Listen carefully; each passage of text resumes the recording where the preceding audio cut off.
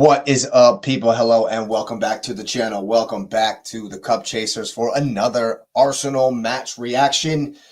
And they have destroyed Crystal Palace at Selhurst Park with a clinical and efficient performance. When I saw the lineup, because that's where we always start. Actually, let's start with the like button. Go ahead and smash that up. 5 for 5 Arsenal goals. We'll get the likes up. Subscribe to the channel if you're new, of course, and all that. But yeah, the lineup, right when I saw it, I immediately was I was happy that Partey wasn't in the right back position. I was very happy with that. But then moving up the lineup, I saw that Havertz was in the left 8, and I immediately started shaking my head. I immediately put my head in my hands and was like, good grief, what are we doing? Could you please put out a lineup that doesn't sacrifice something, where everyone is in a natural position, and that's like at the best, where they're best at. You know, we've done the Havertz thing at 8, and it just hasn't worked, you know. More of my pre-match thoughts, I thought that why weren't we wearing the black kit? Ridiculous that we're wearing seafoam green or whatever that is to against a blue and red team. But I get it. Sponsors, shirt deals, whatever, you got to wear it. As much as you are told to when you put out the new jersey, whatever. So, yeah, I thought that Jesus getting on the board 5 minutes in, perfect start, absolutely what he needs. I definitely think the little dink, it was against Palace on Wednesday, was definitely unlocked his confidence. Like I said in the pod on Thursday night, I think that he's definitely feeling it. And so, no, that wasn't like the magnificent, Messi dribble 17 guys and dump it in, making the goalkeeper fall flat on his face. But once again, Jesus is performing like the striker we want him to be. We need him desperately to be. And it's good to see that it wasn't just a flash in the pan. One game, gets a hat trick and throws another stinker down. It was very good to see. I'd probably give him my man of the match since we're starting with Jesus. We'll go ahead. Since he was fantastic. I thought that he put together a really good 90 minutes there. At halftime, that was my comment, is that he's put together a really strong 90 minutes over a game and a half. But then he also was very good in the second half as well. It's very, very interesting how many aerial duels he won. Jesus winning balls in the air, that I was shocked by that. And the fact that I've been critical of us coming in and, getting a yard and spamming crosses. I've been very critical of that, but Jesus won all the headers. How many headers did he have? One off the bar. I mean, I was shocked that we were trying that, especially since last Wednesday we knew they were going to play these giant defenders that are good at heading away crosses. And then Jesus is winning all the aerial duels, winning all of the headers in the box. I was shocked completely by that, and it worked out fantastically. So I don't know. Maybe Arteta put something in the Palace pre-match meal to keep them from jumping. I don't know. Maybe he knew something I didn't. But hey, credit. You got to give credit to Arteta. I've been super critical, but I'll give him credit on that little tactical tweak. And it worked out today, which is crazy. But also, Jesus pouncing on things, doing very, very. It was a very forward-esque striker's performance today, and you love to see that. So that's why for me, he definitely gets man of the match. I thought that scoring early was a very, very important thing for us. If you look at how we play and the kind of way we methodically go through games recently, when we do score first, it opens the game up so much. And as we see, that's why teams play those low blocks against us, because when the game does open up, we rip you to shreds. So that's not to say that Palace were terrible. It was a weird scoreline, really. Palace were very energetic, very, very high pressure. They gave Partey a nightmare in the middle. I thought definitely for long periods of this game were well in it and were really, really competitive and battled hard in that midfield. And I thought that They were doing that early, right from the beginning, all the way through until we kind of put them down near the end. But yeah, the goal in the beginning, it was huge to go ahead and open the game up for them, and for us to be able to play our game, which honestly, I didn't really think we did it that well in the first half. It was very competitive, very combative. It was way too easy for Sar to go through. Kai Havertz on that particular play could have marked one of two different players in two different moments, and it would have stopped the goal. But instead, Partey is kind of also a little bit out of position, and Sar just goes through it and rips one. It's a good goal. I thought Sar had a good game. He's the only I did have another note on Mateta as well, but Sar battled well in the midfield, and Mateta definitely battled well with Big Willie Saliba and Gabriel in there. Yeah, my note says Havertz was in no man's land. He could have marked two different guys, both of the guys that combined for the goal. Wow. And then, of course, Jesus pops up again like a real striker. You love to see it. There was some interesting moments. Saliba tried to give him the second equalizer, and David Raya comes up big, a number of different times today. I thought Raya was fantastic. They put on a lot of pressure, high pressure, and we definitely stuck to trying to play out of the back. But there were times where he knew, maybe let's just get it clear. And I thought he was good with his decision making. Maybe one or two wobbly moments that kind of had hearts and mouths, but as far as the shot stopping, as far as making saves that we needed to, he was there to do that today. I thought Raya was very, very good. Thomas Partey struggled mightily with their press in that first half. I do think that he improved as the match went on. I thought that he was getting overrun a little bit. There were times where he was caught chasing a number of different times. We weren't winning a lot of second balls in the second half. And that's why my next note was not enough possession for my taste in the first 30, because we weren't winning we weren't winning the second balls. The midfield was a 50-50 zone for the first 30 to 40 minutes of the game. And because we weren't winning normally when we win the second balls in the midfield, we'll slow it down and we'll dominate possession, we'll dominate territory, we'll control games. But there was none of that in the first half. None of that going on in the first half. That's why this entire game doesn't feel like a 5-1, because it was really, really competitive in the midfield for 70 minutes, for a long time in this game. Just kind of like a sidebar. Why is the shortest dude on the field marking Mateta, the giant, on the corner kicks? Why is Lewis Skelly, our 18-year-old left back, marking Jean-Philippe Giant Mateta on the corner kicks, taking elbows to the neck and stuff? That's baffling. I don't know if it's because of the zonal marking, maybe, and that's just how it shaped up. But somebody's got to be like, look, you know what? I'll take responsibility. I'm a head taller than you. You go, somebody, Havertz, Gabriel, somebody, should have been like, this is a mismatch. We got to figure that out. Okay. Officially taking forever on. If we get another yellow card for time wasting, especially in the first half, I'm going to lose my mind. That is ridiculous. Small man, loser mentality to be getting warned about time wasting in the 19th minute. That is so annoying. That's so unbelievably annoying that we waste time in the 17th minute of the game and we're getting told off by the referee. We're still getting yellow cards for wasting time. We're giving up throw-ins to the other team for wasting time. It's Crystal Palace, and we were winning the game. We don't have to, we had the game under control. We weren't up against it. It wasn't like it was super necessary to time waste. That is so annoying. That's so flippin' annoying. Cut it out. Stop that. That's so unnecessary. We don't need to time waste when there's still 70 minutes left in the game. Come on, guys. You're better than that. Yeah.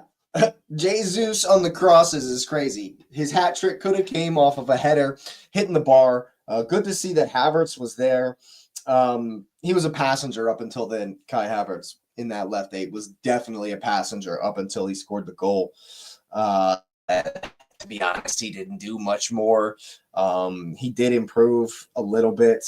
Again, Nelly gets a yard. Martinelli gets the yard and crosses it in. It is worth noting, though, as I pile on Havertz, that he did win that second ball. And that's always when we look dangerous. We win a second ball, and then when we immediately go forward, we normally look really dangerous. He won the second ball, got the ball out to Odegaard, to Martinelli, cross, and he was there for the tap-in. So you got to give him credit on that. Now, Bukayo Saka going down, holding his hamstring, I almost cried. I hardly want to even talk about it. I haven't seen any news yet. But when a guy goes down holding his hammy and immediately raises his hand to the bench, that's devastating. That's absolutely devastating. I feel like that might be a month. That could be weeks. That is absolutely devastating. I don't even want to think about it. That's horrible. There's Jesus winning aerial duels again. Kai improved slightly after the goal with a couple of interceptions in the midfield is why, give him credit for that. That was a crazy half. The first half was crazy. Jesus killing it. We didn't have a lot of control until we scored the third goal. Once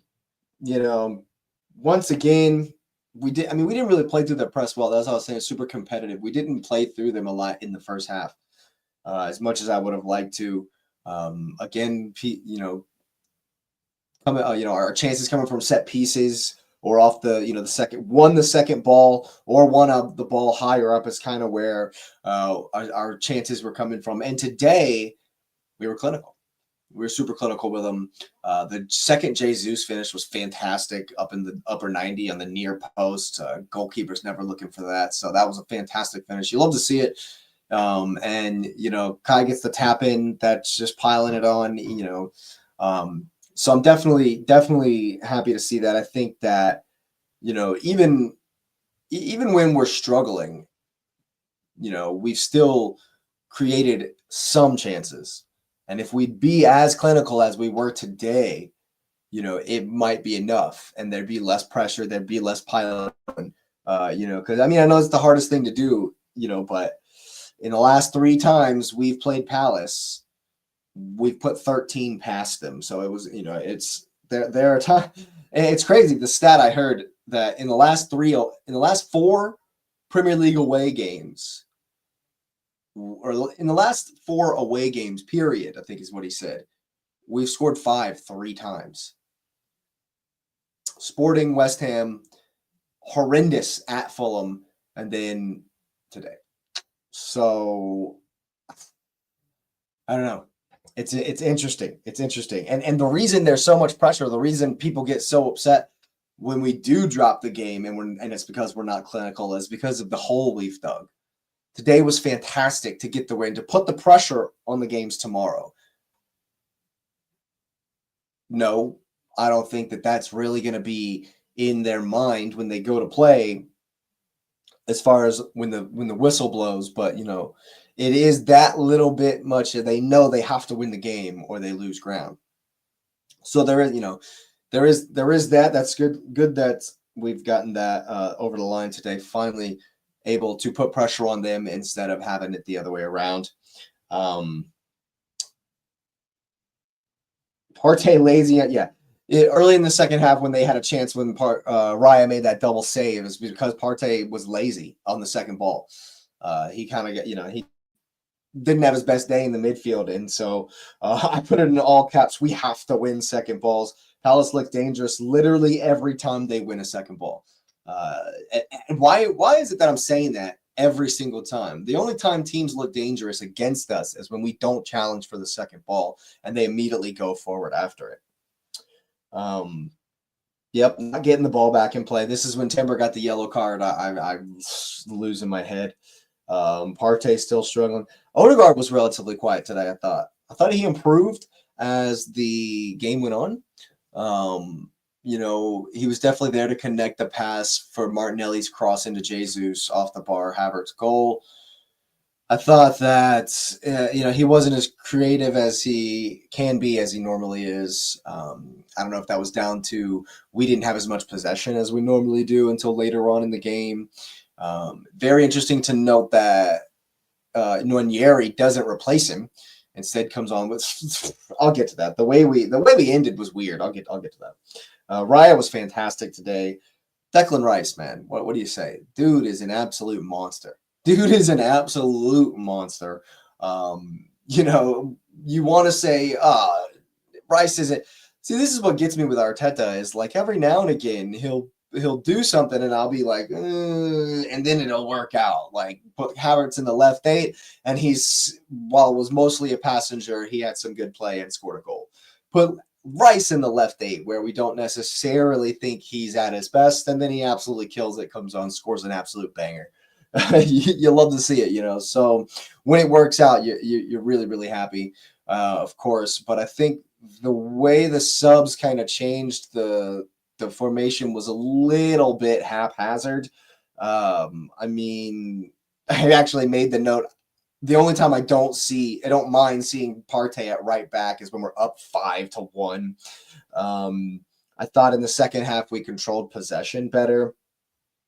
Calafiori was good when he came on, but finishing with Martinelli. Martinelli was the furthest man forward. Then Odegaard. Nwaneri was the right forward. Trossard stayed on. Then we had Marino and Rice, and then Partey was also on the right back. Marino was a ghost, didn't do a thing when he come on. Didn't really have to. It was all right. Timber had a quiet first half, but I thought he improved as well as we gained a little bit more control of the game, and I thought he was good, was decent, had a decent game. And one thing I do want to note, when Jesus come off the field, you could see he was upset. And I actually love to see that. I actually love to see that the forward knows he should have had his hat trick.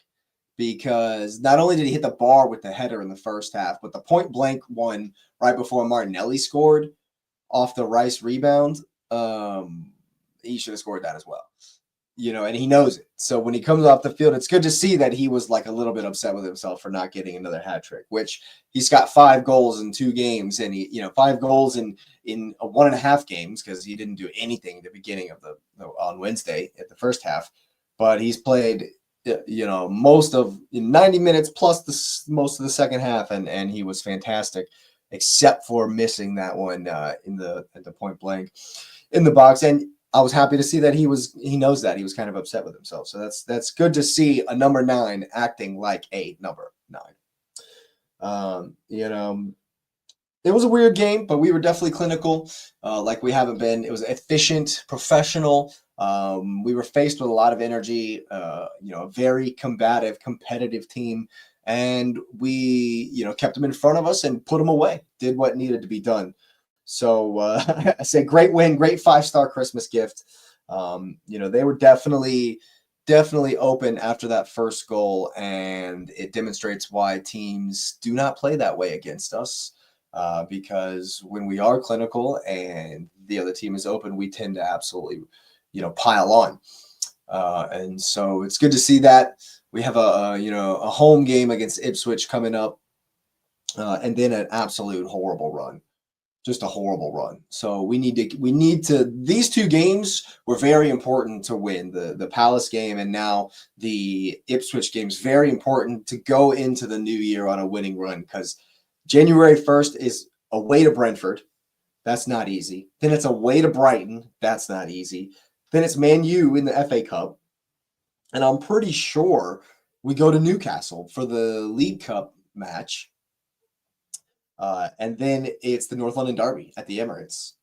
January is going to be wild. So we definitely need to continue our upward trajectory as far as performance is concerned. And, hopefully Saka won't be out for like all of it, which is what it's looking like, unfortunately. But yeah, Great win.